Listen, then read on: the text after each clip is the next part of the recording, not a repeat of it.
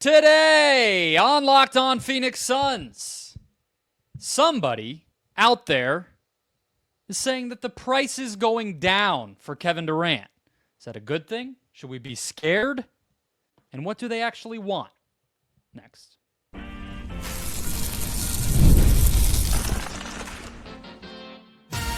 You are Locked On Suns, your daily Phoenix Suns podcast, part of the Locked On Podcast Network, your team every day. Welcome back in to Locked On Suns. I'm Brendon Kleen, a staff writer at Offline Announcing and a credentialed Suns media member. Thank you for making Locked On Suns your first listen here on this Wednesday. Don't forget Locked On Suns, free and available on all platforms, including YouTube. So click that follow or subscribe button. Do what thousands of other Suns fans have already done, become an everydayer, and get locked on to the Phoenix Suns right here each and every day. Two different sides of the KD trade conversation as it marches toward draft night. Plus, could another opening at the head coach position in the NBA hurt the Suns? Joining me to break it down, as always, from the Wild West Valley, my fellow Suns credentialed media member. How are we feeling? Ben Garcia. I'm feeling exhausted from every Kevin Durant conversation. I saw a report today. I think it was I forgot. Amico Hoops or whoever it is. I just stuttered there a lot trying to say the person's name. But I think they put out a report today. It was like the Hawks could potentially be interested in Kevin Durant. I'm like, listen, man, everyone can be interested. Push that price up. But ultimately, maybe everyone's jumping in because the price is going down. I just don't understand. Or maybe, as KD has said to us countless times, people know that if his name is in a tweet or an article or a video or a podcast, tends to do pretty well. I think that's a lot of it as well. That's a good point. It's a good point. Let's talk about Mr. Durant and a more reputable report that came out about him today, which was from The Athletic, Kelly Iko, who covers none other than the Houston Rockets and has done so for a long time. He had an interesting chunk in his article basically saying to the effect, Ben, that the Suns' price has gone down over the course of the offseason, right? So I'll get it exactly. He said that regaining full control of their draft capital is important. Talk about that as we go, starting with this year's number 10 pick. And since the conclusion of the season, Houston has fielded several calls from Phoenix, who have since gradually lowered their asking price for Durant. There is a price where the Rockets would be interested, but with a fear of breaking up their roster for a 36-year-old coming off injury. That sounds silly. The dude sprained his ankle. Doubt remains over a deal materializing.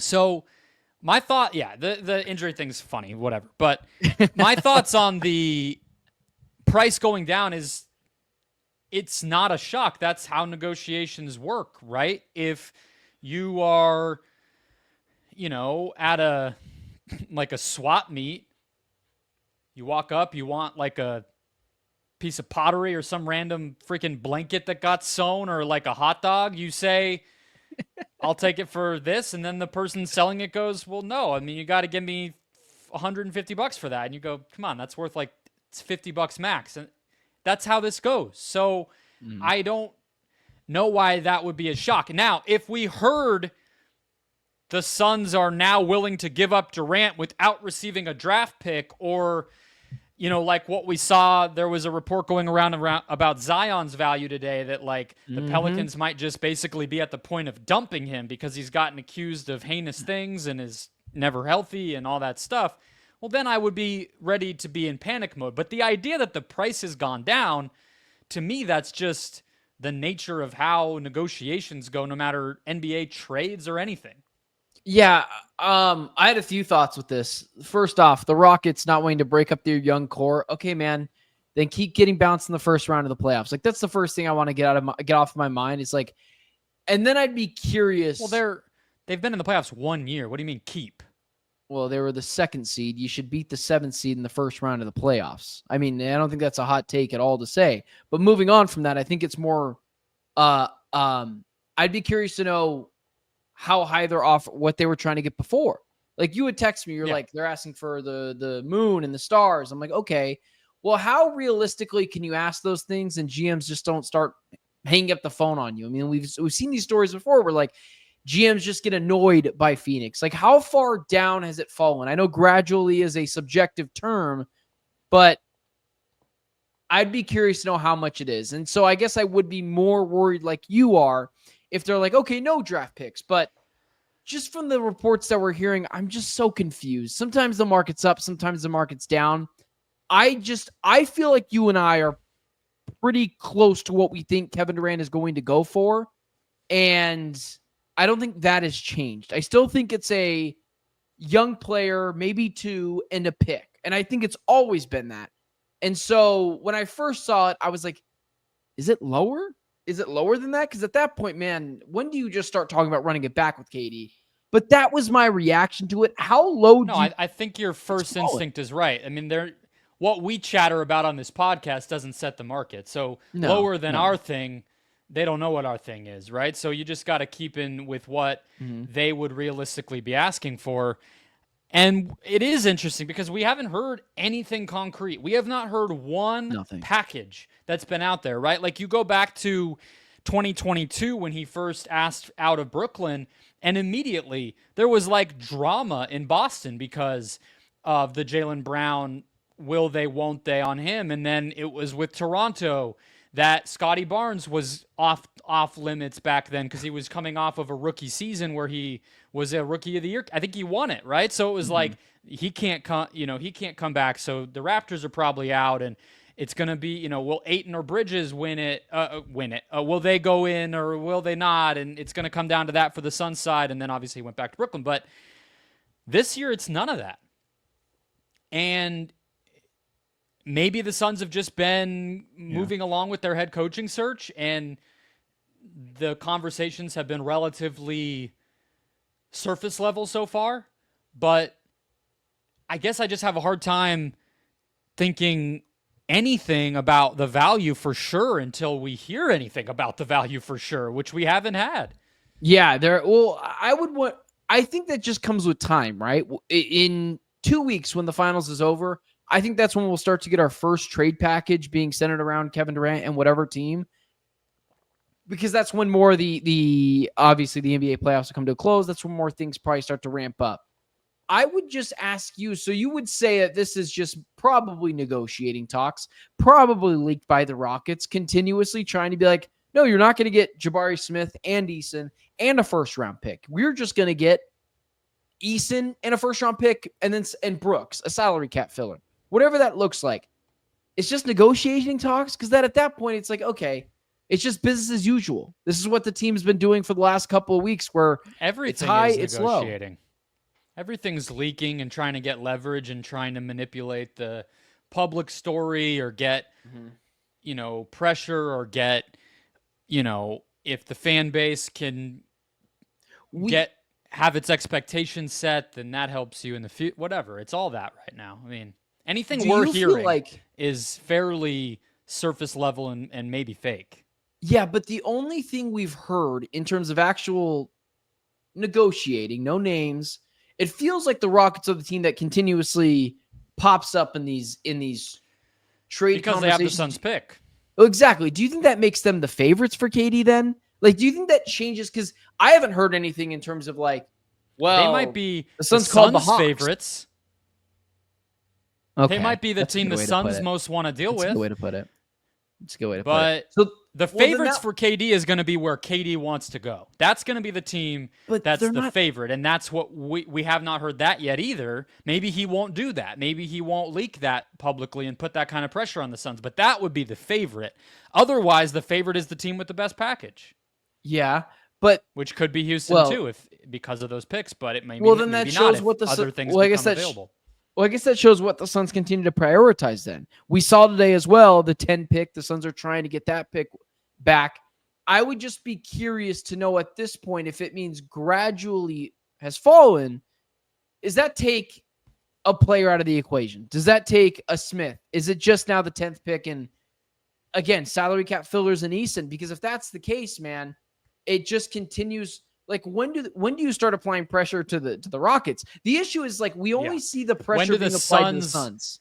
Exactly. We don't when see do it the other Suns direction. Leak that they have an offer that includes whatever the Vassell, the 12th pick, Sohan, and whatever. And that's Barnes. not. I would think if you're trying to really be manipulative, you go bigger. You say we have an offer on the table for an all-star level young player and 2 picks or something. You know what I mean? It probably would be vague because you don't want to disrespect the team by throwing their package out there, even if it's not real. Yeah, exactly. But something like that, Shams Charania says on ESPN's airwaves someday in the next 2 weeks, like, the Suns are confident that they can get back 2 blue chip players and a nice package of picks. And then it's like, come beat that, right? So I think you're right. I think that will happen. But as far as what they're prioritizing, I think that is an interesting topic as well. We heard today that they're pursuing a big man. We've heard the 10th pick, like you just brought up from that report at The Athletic. What will the Suns' biggest priorities be? What will they go toward the most? What do they want back the most? We'll break it down next. First, today's show brought to you by BetterHelp. Let's talk about something that doesn't get talked about enough. That's men's mental health. There's this pressure for all of us to always keep it together, to perform, provide, never show weakness. But the truth is, real strength comes from opening up and taking care of your mental well-being. Every year, 6 million men in the U.S. experience depression, and many of those go undiagnosed. But talking to someone, whether that be a friend, a loved one, or best of all, a therapist, can make a huge difference. Therapy isn't just for crisis moments or emergencies or huge traumatic things going on. It can just be about being the best version of yourself, getting through the day, or maybe just talking it out. As the largest online therapy provider in the world, BetterHelp can provide access to mental health professionals with a diverse variety of expertise. So talk it out with BetterHelp. Our listeners get 10% off their first month at BetterHelp.com/LockedOnNBA. That's BetterHelp, HELP.com/LockedOnNBA. All right, Ben. So to refresh again on the report from Kelly Iko at The Athletic, once again, he stated that the regaining full control of the Suns' draft capital, starting with the number 10 pick, is a priority. It's something that the Suns are aggressive in their pursuit of. I always love insider language, as everybody knows here. And then we had a report from Matt Moore, fellow Locked On host over in Denver, who said that the Suns have indicated to teams that a center is at a premium for them in any KD talks. He might stick around. Well, we can disregard that. I don't think that's happening. But their bigger interest is solving the center position, which has been a disaster since moving on from Ayton. Now, we covered this within the past couple of weeks. We've known that the Suns need a center, want a center, and that the center position is still a pretty uncertain spot, to say the least, on their roster. But those are two different things. They might not be able to get both, Ben. So when you kind of look at all the stuff we know the Suns need, all of what the teams that might go after KD could potentially give up, and the bigger priorities of resetting this roster, what do you expect will matter the most to the Suns? What will matter the most to the Suns, I think, is going to be being competitive and going and getting that center. That it doesn't have to be an old guy. Like, it could be a 30-year, like a 28 to 30-year-old dude. Maybe it's a cat. Like, maybe they value cat. It's not an old guy. That's what I think will matter to them, because I think they're going to be really focused, especially with Devin Booker being in the coaching search Final 5 interviews, that he is in this process with them. And Devin Booker doesn't want to be part of a rebuild. So I think their interest is going to be getting someone that fits Devin Booker's timeline a little bit better. And maybe it's not a elite level center. It's probably not going to be. But maybe it's a cat. Maybe it's a Gobert. Maybe it's someone like that they could pair with Booker to keep them competitive over the next couple of seasons. Now, what they should do... Sorry, continue. Go for it. The perfect thing would be for the center to be the big salary, get a cheap young player on top of that, and some picks, right? Like, if you could just craft it. Now, no team can really do that, right? Because, Knicks Cat's kinda. so expensive. But yeah, but then you sort of can't add the young players because, one, the Knicks don't really have any, and two, you get too high with the salary. Gobert, maybe, I guess you could split the difference. It's a kind of an element of the Minnesota package we hadn't really discussed, but they also don't really have, like, legit, are they going to give you Dillingham? Yeah, it would have to be Dillingham, but they haven't even seen what they got in that dude. They're not going to trade him now. So, yeah, there's not really a package that checks all those boxes, which I think is what's interesting. But I think you're right to say that competitiveness overall, regardless of all of this, is probably the best thing. And that's why you and I have come back to a lot of packages that sort of do both, where it is a center who can maybe be good enough to start now, but probably not as good as Towns or Gobert are right now, but also be the type of player who could develop into something even better as the next great Suns team hopefully comes into play, like an Isaiah Stewart or a Khalil Ware, or maybe there's others we could throw out. Lively, for sure. Yeah, so that would be, I guess, the next best thing. Well, I would ask you then too, because you and I have talked about this ad nauseum. What should they do? Because if I'm answering that question, I think it's very clear. They should be prioritizing draft capital over just getting a Towns, or it depends. If you can get a Lively, that's a young guy has potential, aware. But if it's a Towns or a Gobert, you can only get to the first round of the playoffs so many times before you're like, okay, I'm done doing this, and plan for the future of being a potential NBA championship contender. I would go with the option that gives you a bunch of swings at the bat to choose from anything. When your pick is up, you can pick a guard, you can pick a center, you can pick a small forward, and go from there. That's where I would go. I like the diversity and the chance to be able to homegrown your own player who makes no money. But I would ask you, what do you think is more important, the picks or a win now center? I'll just leave it at that. I mean, obviously it depends who, right? But I think in a vacuum, probably a youngish center, I think, is probably more important to them, as long as he's youngish. Gobert doesn't make sense. That's why we've overlooked him. He's already on the downslide probably of his career, and you could probably say that about others. And then there's guys like Daniel Gafford who we've thrown out. Maybe if the Mavs got interested, well, he's just a role player, that's not really, he makes them better, but how much, maybe instead of being a black hole, the center position's merely a weakness. Okay. That's not really great. So, you know what I mean? I think though, the pick side of it is interesting because to me, I'm not so Gambo has been saying for a little while now on his show that, and on Twitter maybe too, that he expects the Suns to make a deal before draft night. Now, there's apron ramifications of that, which also matter here, but I don't really care about the Suns getting a pick this year. I guess I don't understand the hurry for that. I don't know why it needs to be.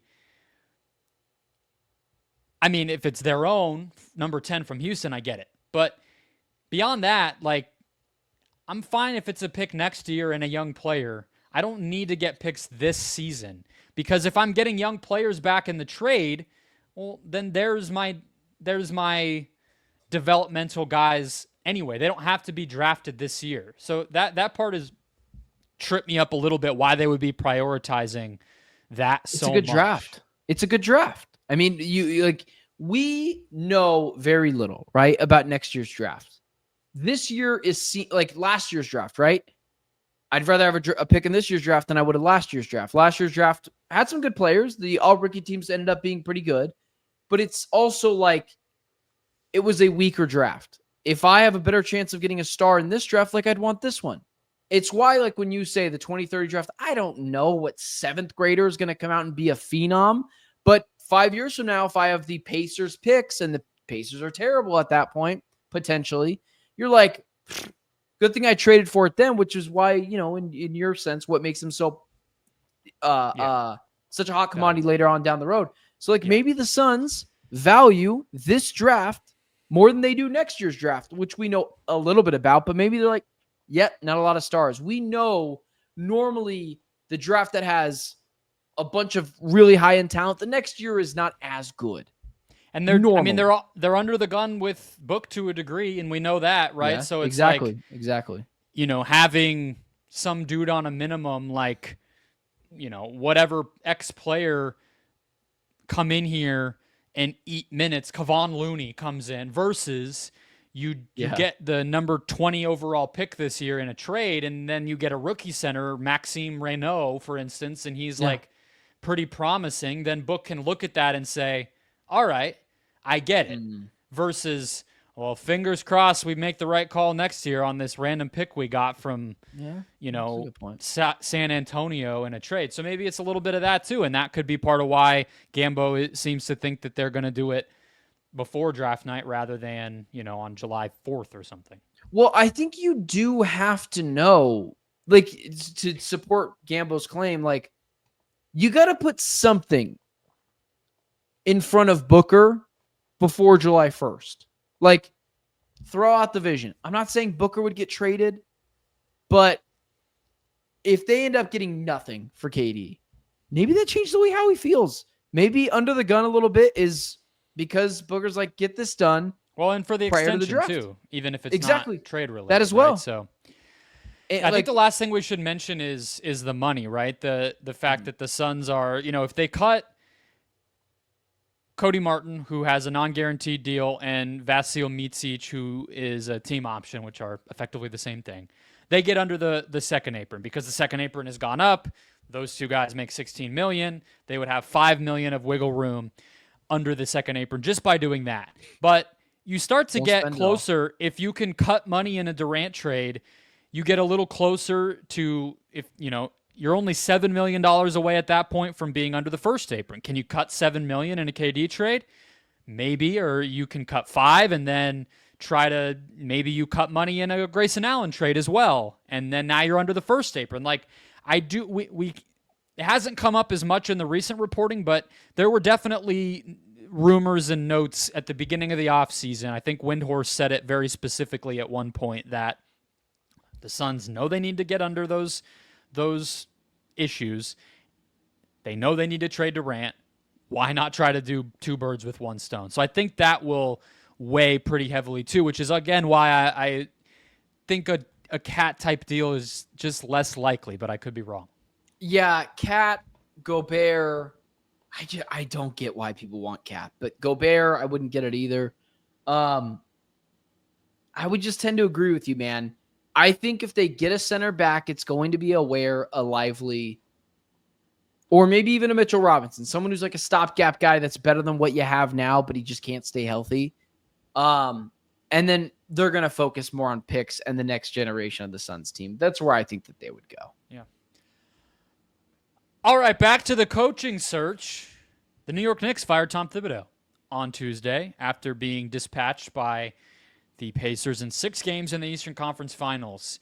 That wouldn't normally matter because the Suns are very far along in their search, but it just so happens that one of the 2 guys the Suns are choosing from, Johnnie Bryant, happens to have a history with the Knicks. Could that get in the way of the Suns getting it done? Next.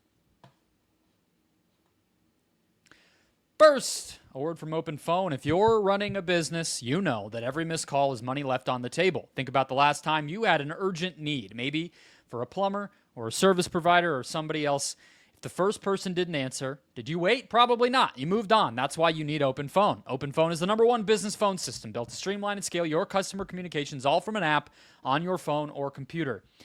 Man, I was trying to get quotes from a bunch of different moving companies this past week. Could not get a hold of anybody. I would get an email or a text back when I would fill out the quote sheet on their website, and they would say, oh, call me right back at this number when you get this message and we can talk about your quote. I would call, I'd get sent to some hold, a busy signal, whatever. And then I would get dropped and I didn't get to talk to anybody, and then it'd be starting from scratch. And I ended up just skipping over like 2 companies because I just couldn't freaking get them to pick up the phone because they didn't have OpenPhone. They didn't have an efficient, solid, useful, AI-powered business phone system. Try it for yourself. Get 20% off your first 6 months if you own a business and need this service at openphone.com/lockedonnba. That's openphone.com/lockedonnba. And if you have existing numbers with another service, OpenPhone will port them over at no extra charge. OpenPhone. No missed calls, no missed customers.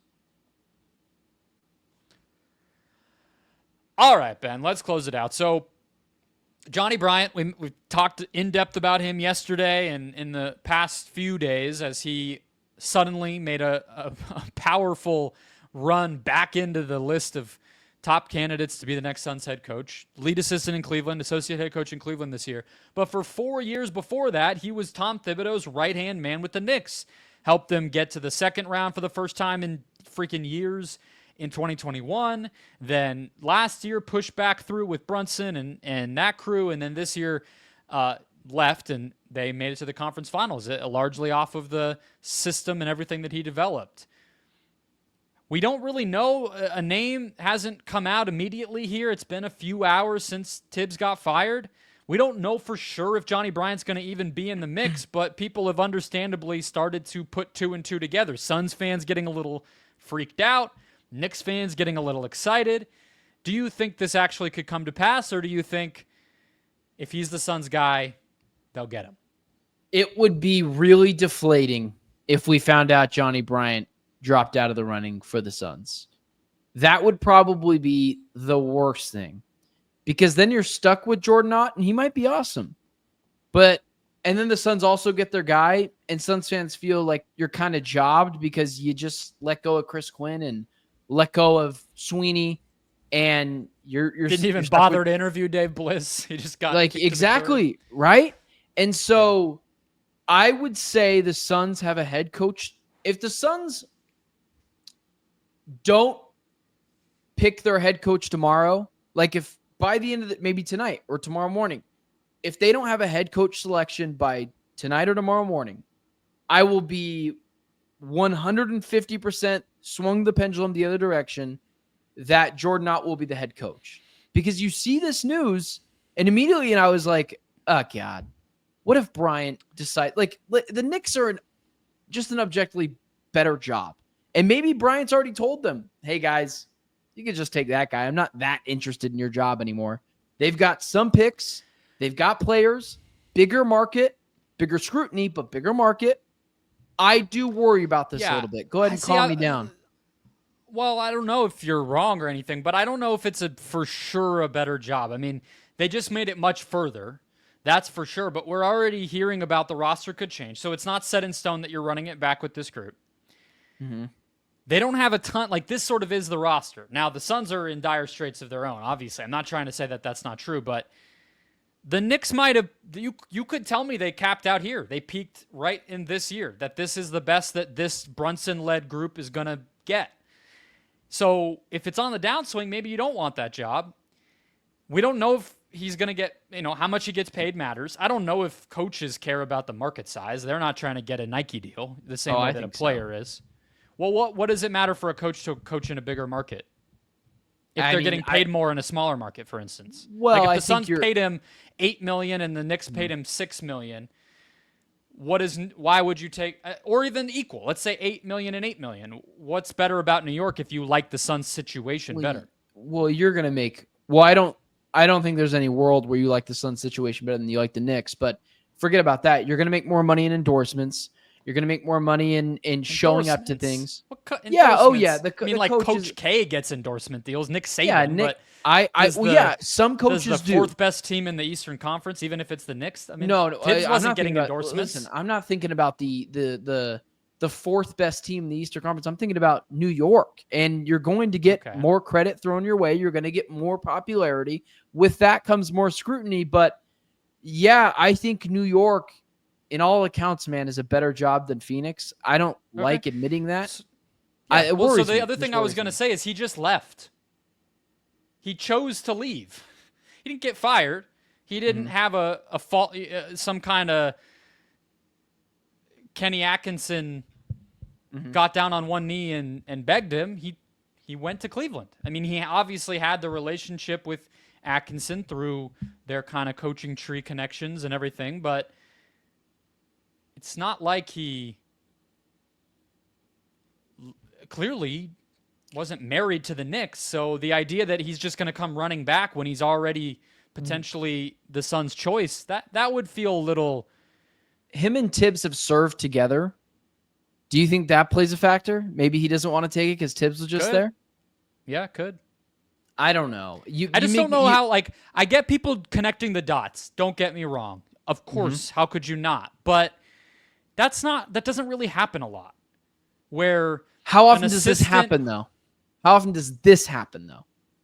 Like where? No, of course. Like this exact confluence where he happened. I set the Suns part aside. I'm not even really saying like leaving the Suns at the altar. That's rare also.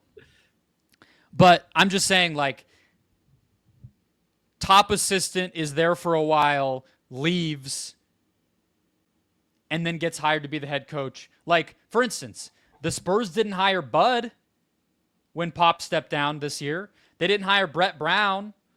They didn't go steal Becky Hammond back from the Aces. They hired some dude we'd never heard of, some kid. So, I just don't think that's like such a lock the way that people, they're going to go get Johnnie Bryant back. It's like, well, he might have left for a reason. Maybe he doesn't get along with. Yeah, maybe he doesn't get along with ownership. Maybe he doesn't get along with the front office. Maybe he just doesn't like how things are ran there. I don't just think it's specifically. Maybe you're right. I don't think it's specifically like them wanting Johnnie Bryant. I think it's also Johnnie Bryant potentially wanting the Knicks. But it's also like, I think the risk you run if you're Johnnie Bryant and you're trying to get that head coaching job now is they have had a meddling owner in the past. Suns have that as well. But our owner is willing to spend all the money it takes to win. So that's a plus. But I would just think also you're going to have to compete. Like maybe the Knicks don't want you as much as you want them. And you got Chris Quinn, Sean Sweeney, all these guys that got passed up for the Suns job. And maybe that's the case, man. But I don't know. It felt like weird timing that they get rid of Thibodeau. It felt like it was kind of quick too for a guy that got into the furthest that they've been in like 3 decades, that maybe they were eyeing, hey guys, Johnnie Bryant might be gone soon. We got to make this phone call now. And so that worries me, man. And we said he's kind of next up in the league, so it's not like it's just because he was a Knicks guy. Him or Quinn, either. Yeah. You could just like him, even if he had never worked for the Knicks. I think it still would come up. So, and he's an offensive coach, which my guess is that's the direction that they're going to go, given they just fired one of the better defensive minds in the league. They're going to go the other direction. That's kind of what you do if you're firing a coach and you're still trying to win a championship, is you pivot.